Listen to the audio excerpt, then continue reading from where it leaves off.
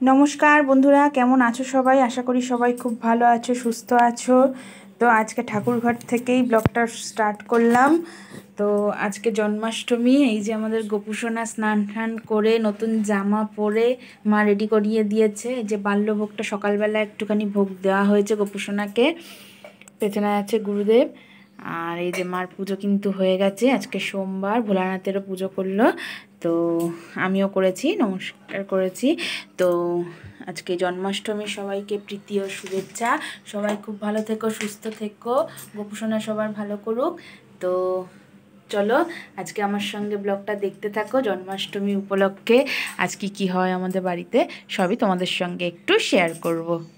দেখো সকালবেলা স্নান টান করে আমি কিন্তু একদম আজকে শাড়ি পরে নিয়েছি, একদম রেডি।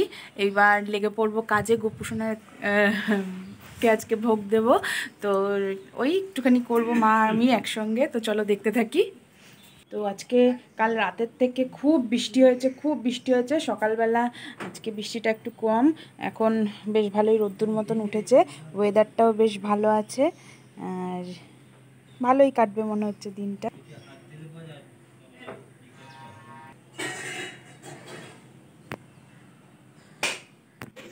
তো ঠাকুরের বাসন কোসন সব বার করা হয়ে গেছে, আর কালকেই ঠাকুরের বাজার সব করে নিয়ে আসা হয়েছে।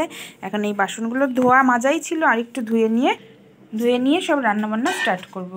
তো এখানে পাঁচমিশা এই সবজি বাজারটাও রয়েছে, সব কিছুই প্রায় হয়ে গেছে। তো পায়েসটা সবার প্রথমে বসিয়ে দিয়েছিলাম, আর ওদিকে তরকারি কাটাও হয়ে গেছে।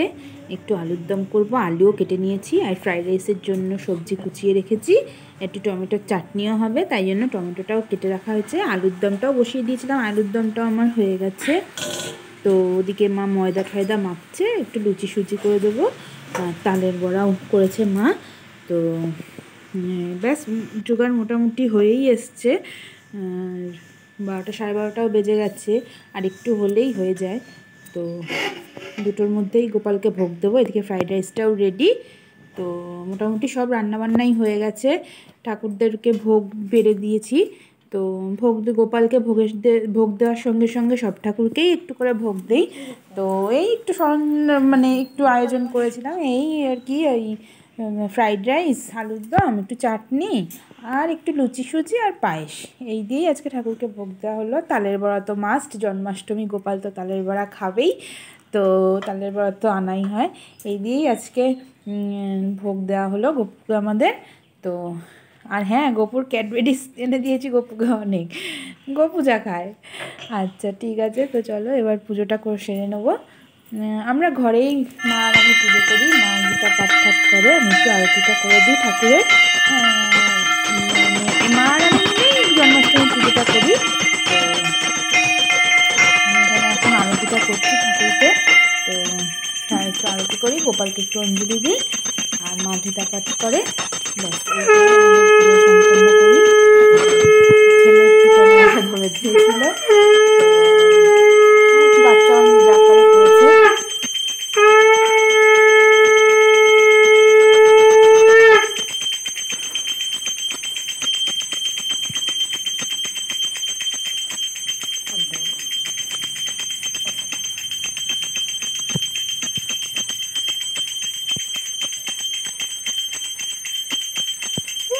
জন্মাষ্টমীর দিন এইভাবেই আমরা প্রতি বছর গোপুর জন্মদিন পালন করি। তো যেটুকু পারি সম্ভব হয় গোপুর জন্য করি। বছরে একটা দিন বেশ আনন্দের মধ্যেই কাটে আমাদের এই দিনটা। তো ভালোই লাগে প্রত্যেক বছর। ভগবান সবাই ভালো করুক, মঙ্গল করুক। ঠাকুরকে ভোগ দিয়ে কিছুক্ষণ দরজা বন্ধ করে রাখা হবে। ঠাকুরের ভোগ সম্পন্ন হলে তারপর সবাই প্রসাদ নেবে।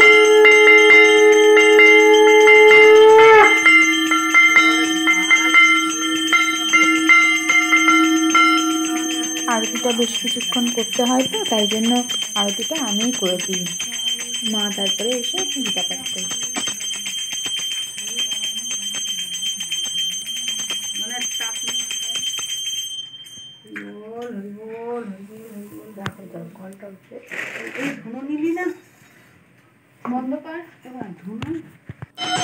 এই বছর প্রায় 2 দিন জন্মাষ্টমী পড়েছে, তো আমি প্রথম দিনটাতেই করেছিলাম, যেহেতু জন্মাষ্টমী লেগে গেছিলো সোমবার দিন সকাল থেকে, যেহেতু জন্মাষ্টমী লেগে গেছে তো আমি সোমবারেই করেছি। আর 3টের মধ্যেই গোপালকে ভোগ দেওয়ার চেষ্টা করি সমস্ত কিছু আয়োজন করে। তো এই আর কি, মা গীতা পাঠ হয়ে গেছে, এবার ভোগ দর্শন করে তারপরে সবাই প্রসাদ নেবে।